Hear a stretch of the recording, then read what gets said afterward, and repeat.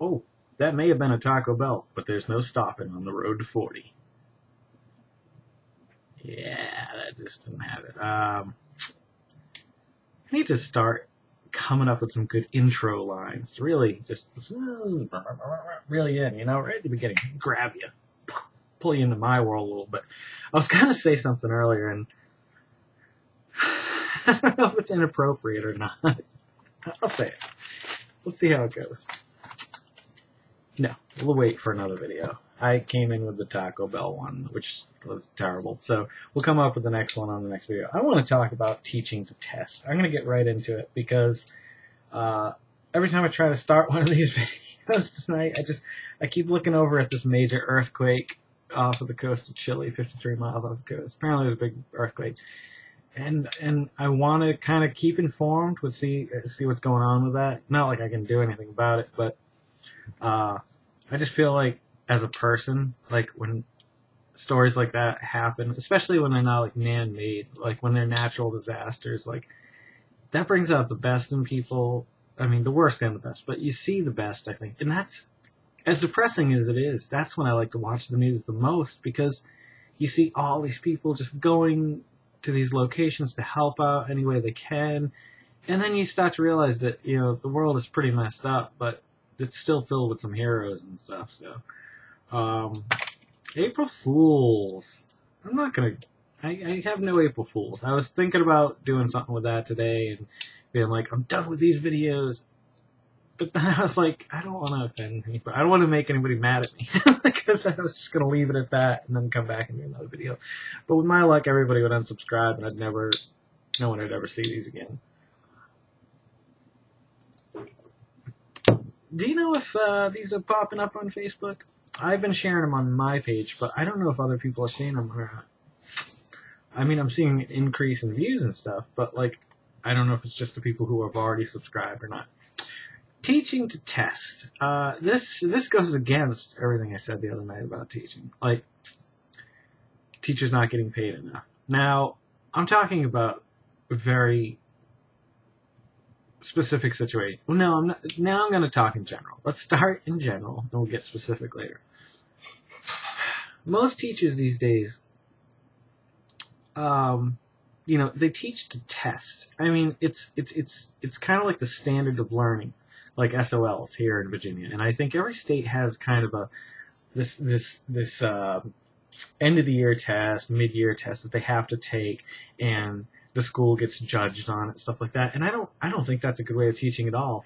And it's just another reason why I didn't want Grayson going to public school anymore. Like, I can teach him all that stuff easily in like a third of the time it takes them to learn it in school. And I don't have to test him at the end of every week. I know he's retaining it. Like, we come back and we revisit things quite often. And he's already doing, I don't mean to like pat myself or him on the back. I mean, he's doing a great job. Like, he's doing stuff way above his grade level. And I'm not pushing him either. Like, we go over something, we do it 1 week, the next week we might go over it again. I might revisit it 2 weeks after that, just to make sure he's retaining it. But like, teachers in school, like, they teach one thing all week, especially like, well, not any specific subject, but they teach all week, and then on Friday, Thursday night, you study for the test, all your tests that you're going to have on Friday, math, social studies, maybe English, who knows, whatever classes you've got. And you're graded. And then your grades are averaged, and you get a report card. And then they move you forward. Like, that's not learning.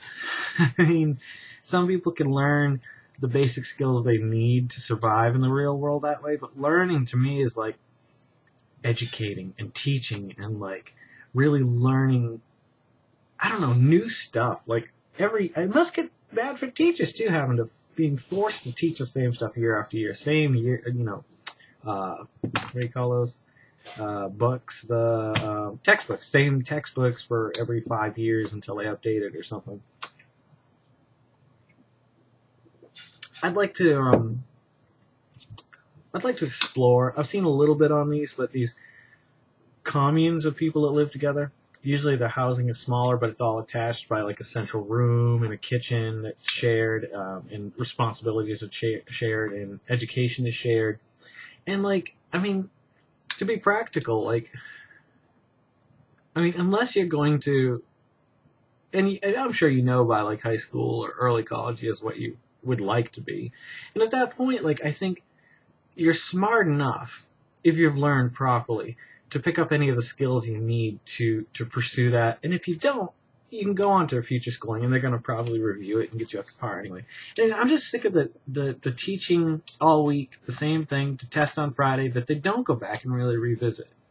I mean, there are certain things that they do, you know, for these SOLs and stuff like that, but then they have to cram these SOL reviews like 2 weeks before the test because, A, they're worried if they don't have tenure to lose their jobs because they have to keep their grades up just like the students so that next year the school can remain funded and accredited.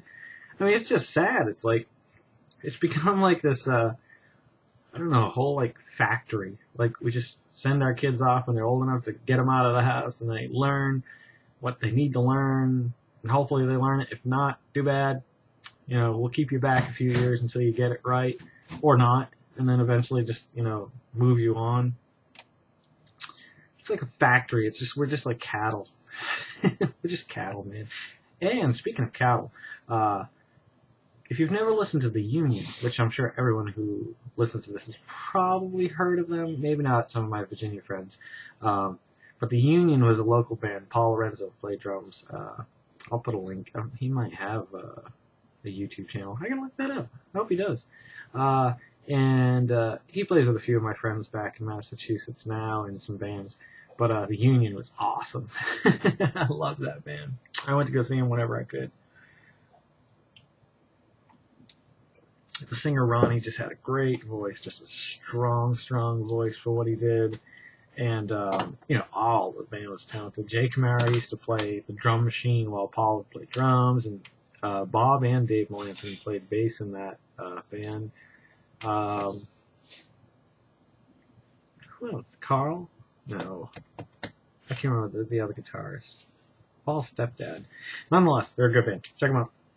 If you can. If you can find them. I have some recordings maybe I could do something with, but other than that, I don't know where you could go to listen to their stuff anymore. But maybe Paul does. So I reshared the, did he eat the seat story. That was a big story, and I started thinking about that tonight. Yeah, I'm done with my teaching thing. I mean, I've said my piece with that. That's how I feel about it. Like, I don't think teaching test on Friday and not going back over it again helps at all. And I don't think the skills you learn in school are that important, kids. Drop out after about, I'd say, the 6th grade. It's really not worth it after that. There's nothing you can learn.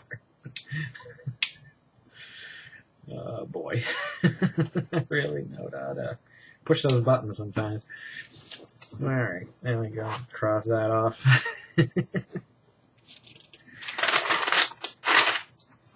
I talked to a few people about just ideas this week, and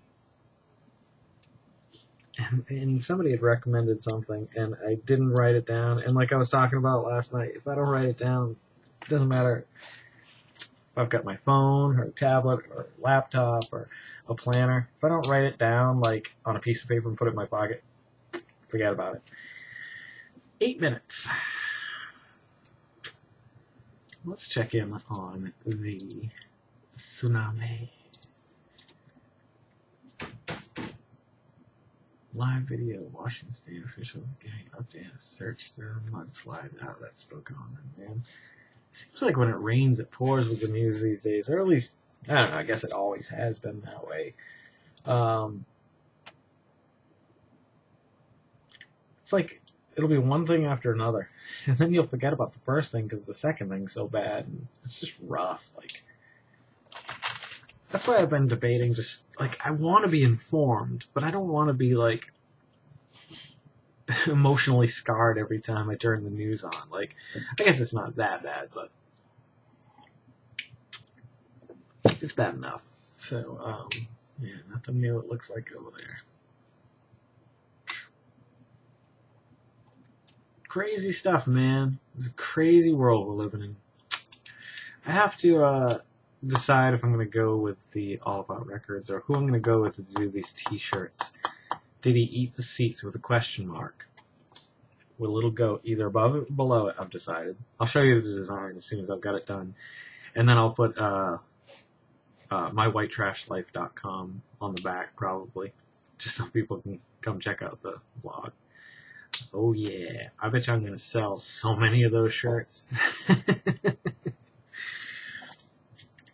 I'll be happy if I could sell 5. That'd be nice.